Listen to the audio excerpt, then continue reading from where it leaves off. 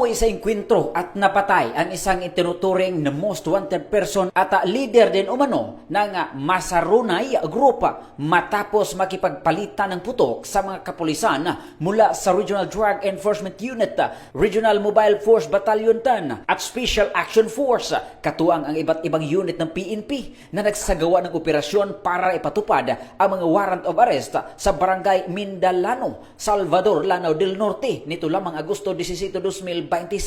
Patay ang target na si Khalid alias Talib Masarunay, leader ng Masarunay Group na sangkot umano sa iba't ibang krimen sa Northern Mindanao at kalapit na rehiyon. Si alias Talib ay nakatala bilang number 7 most wanted person na mayroong 7 bilang ng murder at isang frustrated murder. Ayon sa Police Intelligence, taong 2016 pa raw, nabalita ang kanyang mga illegal na gawain tulad ng illegal na kalakaran ng droga, gun for hire activities at magbibigay umano ng pinansyal na suporta sa mga personalidad na may kaugnayan sa grupong Dawla Islamiyah Mauti. Sa pagpapatupad ng mga warrant, unang nagpaputok ang sospek sa mga umarestong pulis.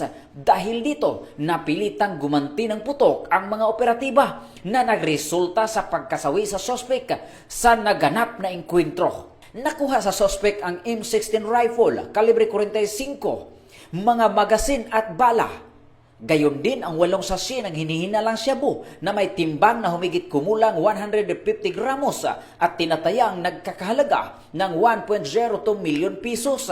Dinala ang mga nakumpiskang armas, bala at hinihinalang illegal na droga sa Lanao del Norte Forensic Unit para sa pagsusuri. Ayon kay Police Regional Office ng Director, Police Brigadier General Christopher N. Abrahano, patuloy ang pagtugis sa mga kasamahan ng sospek na tulad niya ay armed and dangerous. Mula dito sa Campo Alagar, ako po ang inyong Police News Network correspondent mula sa Regional Public Information Office ng Police Regional Office 10, Corporal Joel Lazaro Subsuban, alagad ng batas, tagataguyod ng Balitang Pulis.